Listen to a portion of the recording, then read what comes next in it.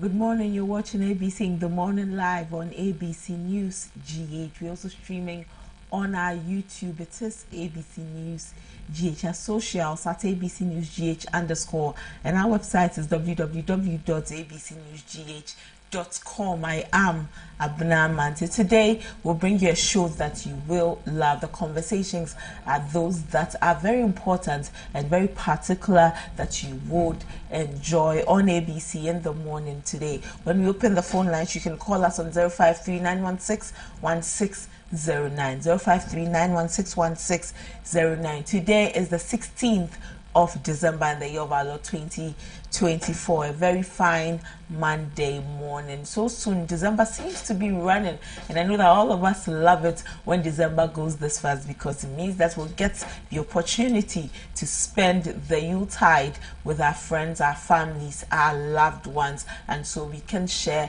some great memories with them. Today's conversations, you will love them, so you should stay tuned here on ABC News GH. If you're leaving home, you can still continue joining us via our YouTube channel. Go on YouTube, search for ABC News GH, subscribe to the channel, turn on post notifications so that anytime we are live, you will enjoy it. We'll bring you our front story, we'll bring you Ghana Speaks, we'll bring you the latest in sports, some tech trick, business fix, our main discussion, politics today, and happy hour. And anytime we have happy hour, we give you the opportunity to send your well wishes to your friends and your loved ones. So slide into our DMs on our socials at ABC News GH _ send us that message and we will gladly send your wish to your friends and loved ones. Executive interview is that part of the show that gives you the opportunity and affords you that opportunity to sell that business you've just entered to, your venture, your business, your product, your services.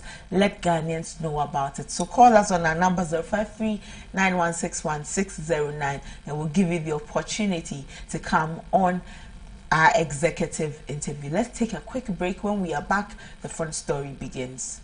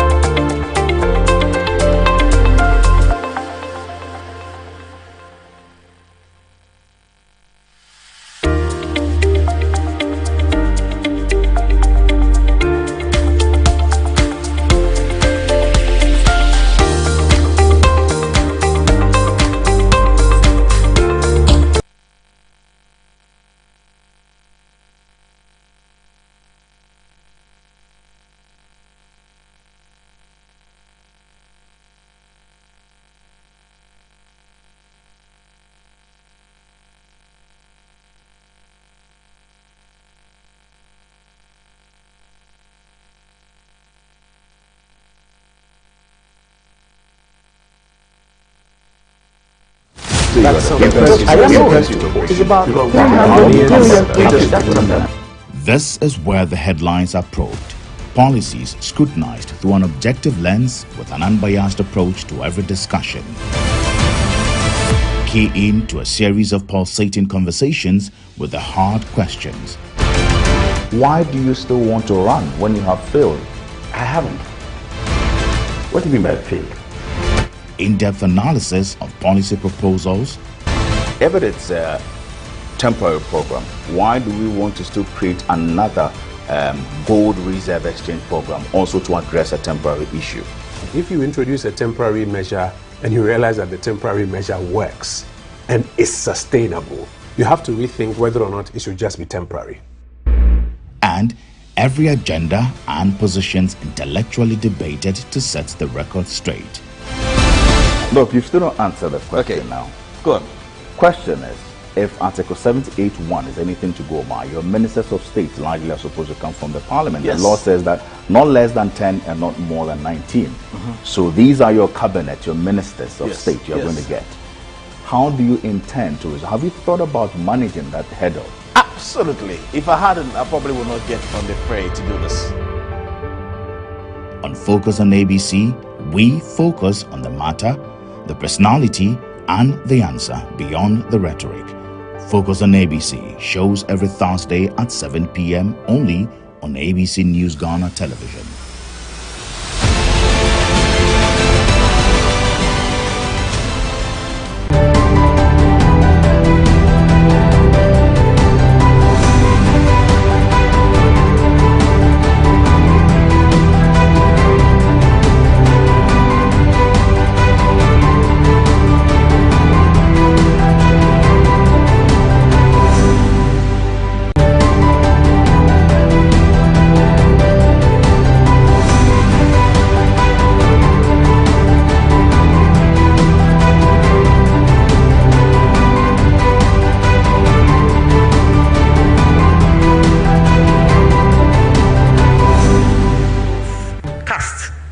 Add up to 11,191,422.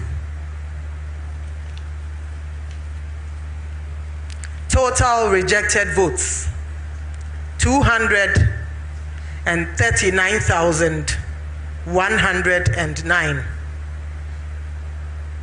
Total votes cast 11,430,531.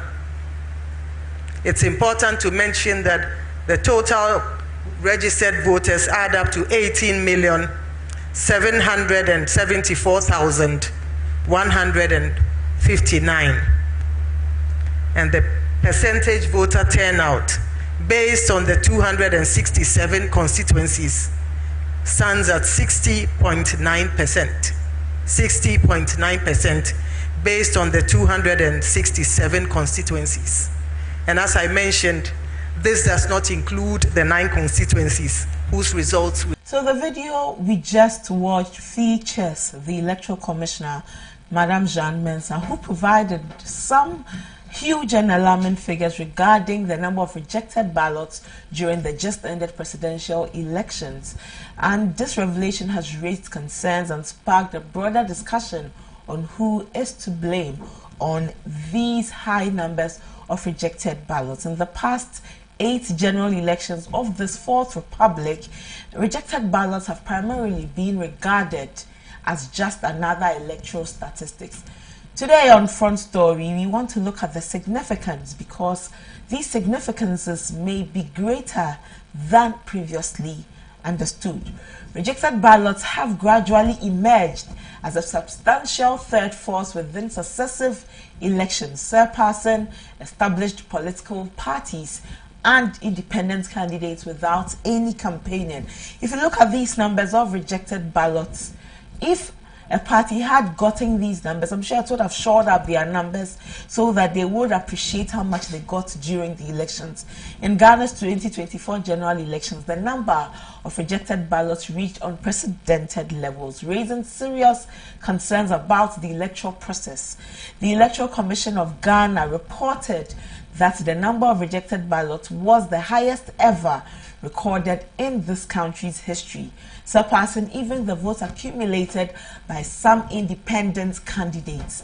This alarming trend has ignited debate about the effectiveness of voter education, the role of the the National Communication Authority, the NCA, and whether these problems stem from broader systemic issues. We'll proceed with our conversation and have some dialogue with an expert. But let's look at the figures for all of the presidential candidates who contested in the elections, and also we'll look at the rejected ballots which also arose from the elections. So this was the total votes, valid votes cast in these elections: 11,191,422. 11,191,422. The total rejected ballots: 239,109. The total votes cast in these elections: 11,430,531. Total registered voters for these elections were 18,774,159. And the turnout based on the 267 constituencies was 60.9%. 60.9%. So what are some of the things we need to know about about rejected ballots since Ghana's elections began? So rejected ballots have been expressed as a fraction of the total number of voters recorded of total numbers of voters. The rejected ballots recorded were 3.6% of total ballots cast in the 1992 polls. And then it settled at 1.53% in 96, so it reduced. And then in 2000, it got to 1.8%. Moving on, in the year 2000, the presidential runoff that took place, you would see that the percentage of rejected ballots in that runoff was 1.58% of the ballots cast. And then by 2004, it shot up to 2.13%, and then to 2.4% in 2008. In 2008, the presidential elections held, the number of rejected ballots recorded was significantly higher than ever, both in nominal terms and percentages. And then when we go to 2012, there was approximately 251,720 rejected ballots, which constituted 7.2% of votes cast. A figure that decreased slightly to 166,248, which is 1.45% in 2016. However, when we enter 2020 for the 2020 elections, we saw an increase with over 313,000, a double of the figures in 2016 as rejected ballots. And then in 2020, the rejected ballots seen was 313,397. Now, 2024, the rejected ballots, 239,109. So coming from 1992, the numbers were smaller until we reached 2020, where the numbers increased. 2024, the numbers have increased again for rejected ballots. What is the issue? One would expect that since we've been voting for quite a while now, we would have seen that the number of rejected ballots would have reduced. Now let's look at the 2024 presidential election results. Dr. Mahmoud Bawumia, who was a presidential candidate for the NPP, garnered some 4,657,304 votes, making it 41.6% of the votes.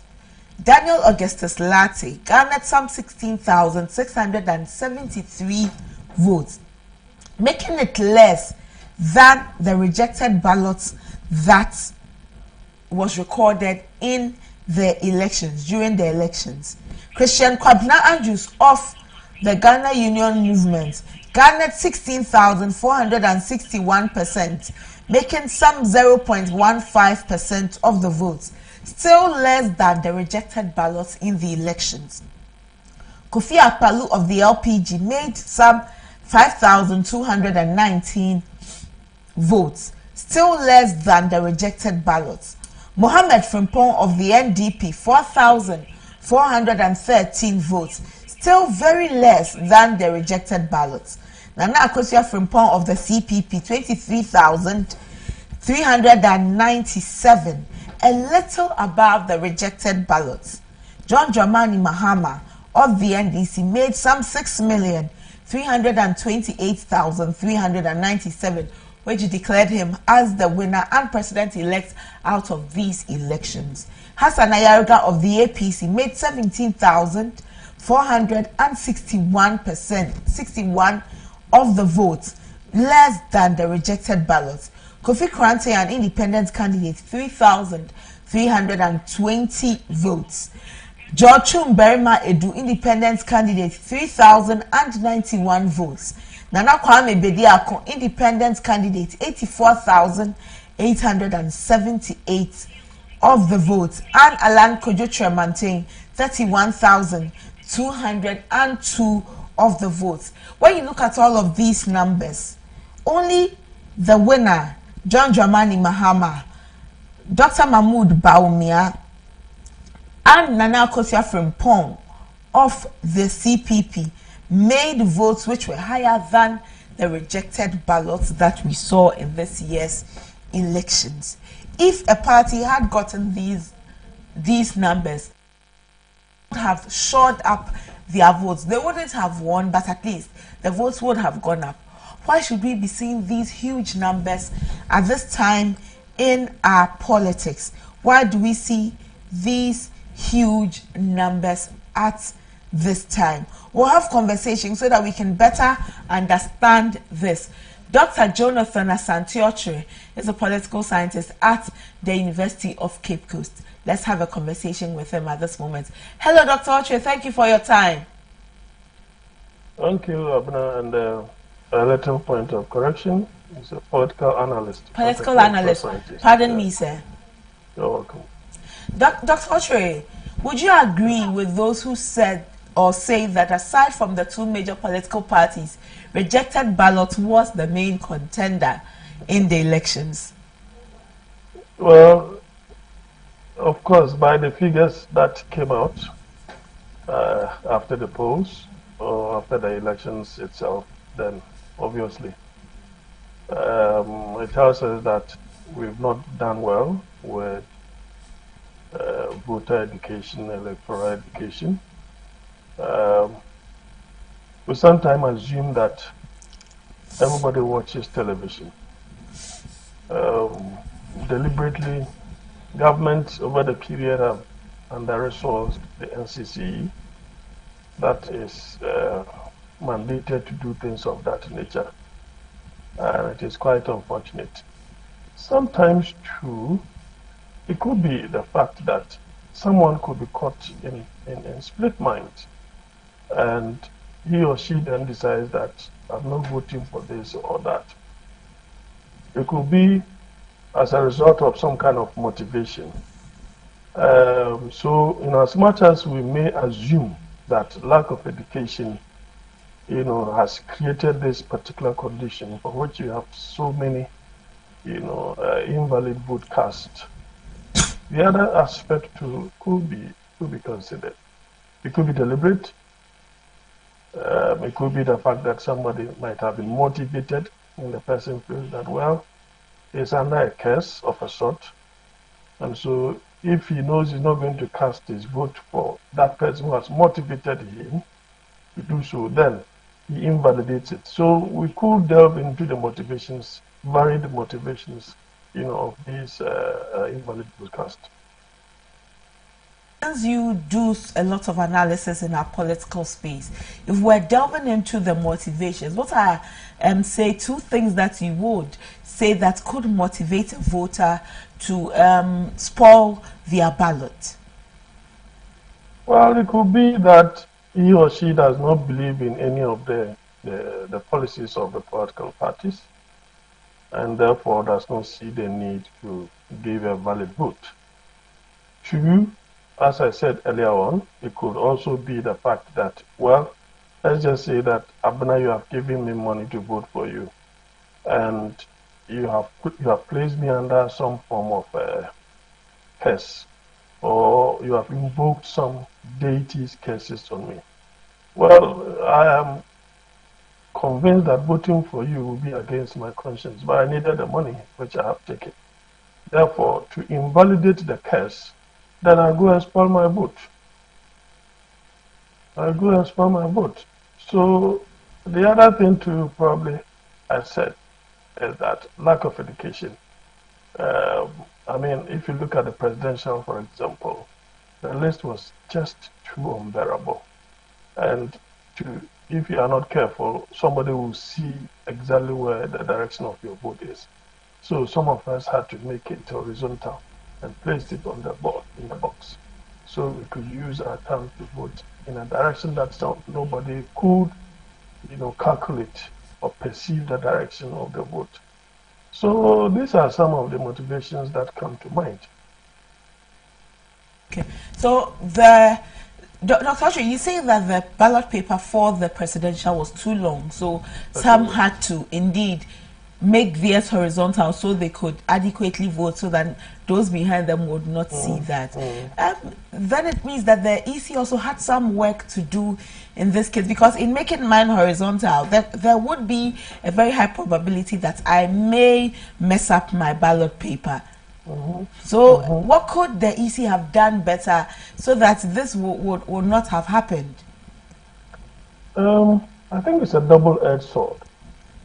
The fact is that it is either the EC cracked the whip by virtue of political parties that don't qualify to be on the ballot. And if that is the case, we may just have about 4 or 5 of them that will qualify to be on the ballot. That is one important means of curbing some of these things. The other challenge that the EC faces is the fact that these minority parties represent the views of some Ghanaians as well. And so you are caught in between the Blue Sea and the Hard Rock. Do you use the law to disqualify them, which they don't qualify in a way? Or you allow them to represent the views of the minority? So going forward, I think the EC will have to ensure that things of that nature are properly done. If it is about the account system, if it is about offices, dotted across the country, and they don't have that, and that does not qualify them to do ABCD. Sorry. If it is a matter of having, a certain number of executives at the regional or district, and they don't have that, I mean, we need to crack the whip and use the law, because it comes at a huge cost to our democracy. And as much as we want all views to be represented, that is the reason why we could have laws, to outline some of these provisions so that the right things will be done going forward. Dr. Sanchochi, let's look at NCC and the education that voters need. During the elections, we realized that the voter turnout was not the best. You visited various polling stations, and 3 hours, 4 hours into the elections, only about 100 people had voted. Just not the voter turnout. Now we also see that the number of rejected ballots were also high, or was high. What is the work of the NCCE in this period? Because many said that they did not really hear about the NCC, as they did not hear of the various cars with the public address systems that were blaring their PAs to allow Ghanaians hear what to expect during the elections. So should we go to the NCC's doors and lay the blame there and tell them that you did not do your work properly? Well, the only thing they would tell you is that they don't have the resources. You see, Aristotle makes us aware that every government survives by keeping a certain percentage of the population uneducated, and that is around 5 to 10%. Now, these are the people that, to, as it were, support blindly or oppose blindly. and they are manipulable, whichever way that you may look at them. If they are about MPP, they are about MPP, they don't see anything wrong. If they are about NDC, they are about NDC, don't see anything wrong. It's just like being a Kotoko or House of Folk supporter. And so, in as much as we may blame the NCC, because hardly did I see any advertisement of education, in terms of voter education, that you will say that this advertisement is sponsored by the NCC. I never saw anything like that. If they did it, well, excuse me.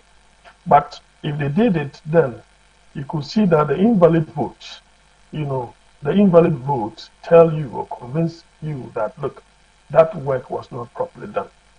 As you said, in those years, they used to go into the villages with the information vehicle.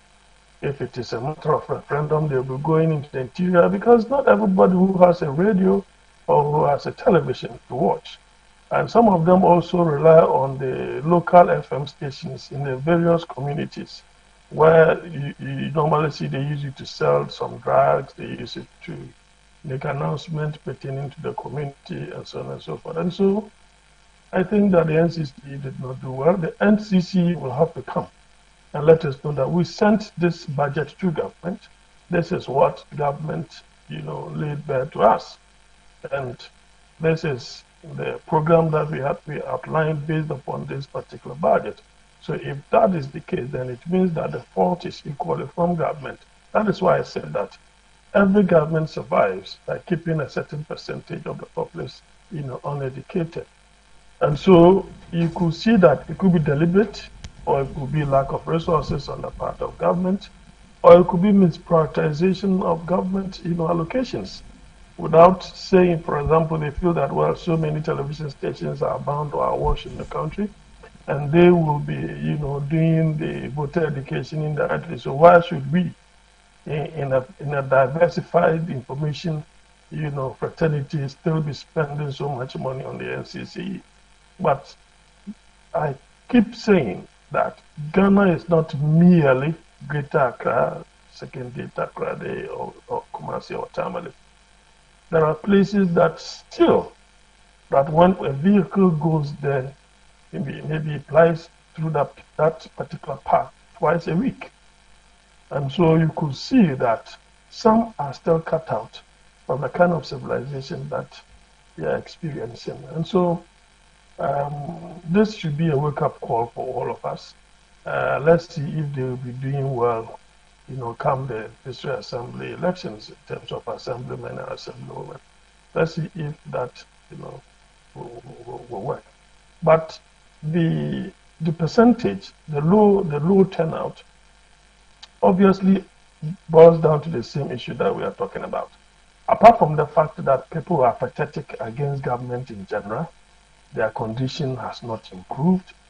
If you look at global info analytics data, you will see that about 60-something%, within a period are telling you that their economic condition has not improved. In fact, it has deteriorated. And a very insignificant figure will tell you, well, our condition of life or economic condition has improved. And then you will have a certain percentage also suggesting that, well, it has neither been good nor bad. So this general apathy against government, the state, and their condition of service, the economic condition, exacerbated the issue of apathy. And that apathy, reflected in the number or the percentage that we saw in the general elections. And that may not entirely be the burden of the NCC. So we should place that at the doorsteps of the government, because the government didn't do the work that they had to do by making the lives of Ghanaians easier. That's why Ghanaians didn't go to the polls. Is that what you're saying? Certainly. What is the excitement in going to the polls when your economic condition has not improved, or it doesn't appear to improve? Wouldn't the excitement? So that is where that is where the NCC comes in. Okay. The NCC ought to educate people that it is your civic responsibility, right? You must continuously be part in the changing process or in the maintenance process, or you must continuously be part in taking a decision as to who rules you or who runs the affairs of the country. That is the NCC's role. You see, as for the apathy, it could be individual. Somebody, it could be as a result of internal voting that did not go well. He was cheated. The person is apathetic against the process, or those people, he decides not to go and cast his vote. You see, so these are so many another, factors we can look at. Okay. Dr. Sajojo, do you believe that the political parties can up their game and contribute to educating their supporters on how to vote to reduce these incidences of rejected ballots? Yeah, I think that one it is even implied. I mean, if you talk of the Tabaumia, they are advertising, they are doing the advertisement on TV. You will see somebody using the term to place it where it's supposed to be placed. Vote number one, then they will put that in. So that is demonstrable enough. The same way Mr. Mahama took the opportunity to educate on the last minute. The last rally that Mahama rally they did at Medina, he was holding something of that sort and demonstrating, because they realized that in as much as many people are following them, some of them could go and cast their vote wrongly. The positioning of the term alone is very, very important. Unless we say that if you did it the way that was not asked, but once it reflects in the box, it should be counted. I'm sure that might have also caused a lot of invalidation. See, so as for the political parties, they have been doing it because it inures to their favor if they ask people to go and vote and show them how they should vote. But the NCC is supposed to be neutral. They show you with an empty, ballot, showing you how to vote. And they will tell you why you should also vote. So for them, it is not biased towards any political party or agenda. Theirs is to educate in general. But the political parties, their education is tended towards voting for them. That is the difference. And they have been doing that. They did that throughout the period. In the next 4 years, we are building another country, and we are building the country under a new government. Before we get to 2028, what should governments do for the NCC, and what should the NCC in turn be doing from now up until we get to 2028 to make sure that by the time the next elections roll by, Ghanaians will be better equipped or better informed on how to vote and vote properly?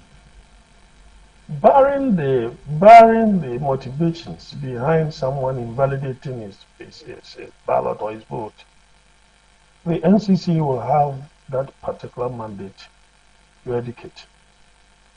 They don't have to wait till election period. They always send a budget to the state, and they are incorporated in the budget. So we need to know what they intend to do. And if you see, some of these state institutions are cowed into submission over the period. We need to know why they cut in the budget, allocated to them. We need to know why. And the NCC will also have to justify why the cut in their budget, will affect their business or activities or functions. They need to speak about it in the public space. Government will also have to see the need to resource them, not just when we are getting to, elections. Sometimes government policies that people don't really understand and appreciate, you need to ask the NCC to do that. So they go to the villages, apart from television and radio, FM stations that they are going to, do their own advertisement there in education there. We need to use this information vehicle to go to the villages as well. And that will only have to come, when government has resourced them to do so. Because other than that, believe me, Abra, these are staff just taking or drawing salary from the consolidated fund. And they virtually do nothing. And I don't think that is productive enough, unless because it is something national or it is required. That is why we are keeping them there. Other than that, we need to, work ourselves out of that. I have other interviews as well, so they are calling. Okay. Dr. Asante-Okyere, we are grateful for your time this morning. You're welcome. Dr. Jonathan Asante-Okyere is a political analyst at the University of Cape Coast. We've been having this conversation about the rejected ballots in this year's elections. Some 239,109 rejected ballots. If these were some valid votes or valid ballots, it would have shored up a candidate's numbers to better than they already have. We tried getting in touch or reaching the National Commission for Civic Education, but have been unsuccessful. And then in subsequent conversations, if we are able to, we'll speak with them so that we also understand their point of view in all of these conversations we are having. But that's all for Front Story this morning on ABC in the morning. Let's take a break. When we are back, latest in sports is up next with Derek Kumiki-Sidhu, and Eric Melo-Chinebwa will also bring us some tech tricks. Stay with us.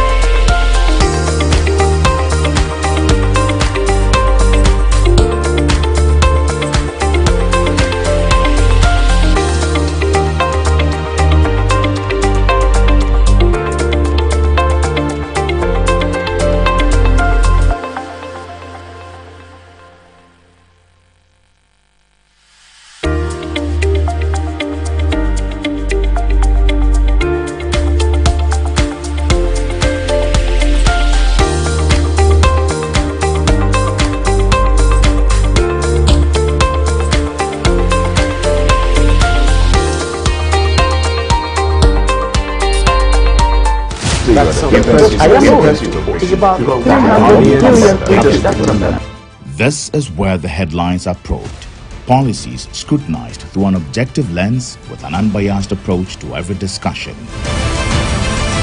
Key in to a series of pulsating conversations with the hard questions. Why do you still want to run when you have failed? I haven't. What do you mean by failed? In-depth analysis of policy proposals. If it's a temporary program, why do we want to still create another gold reserve exchange program also to address a temporary issue?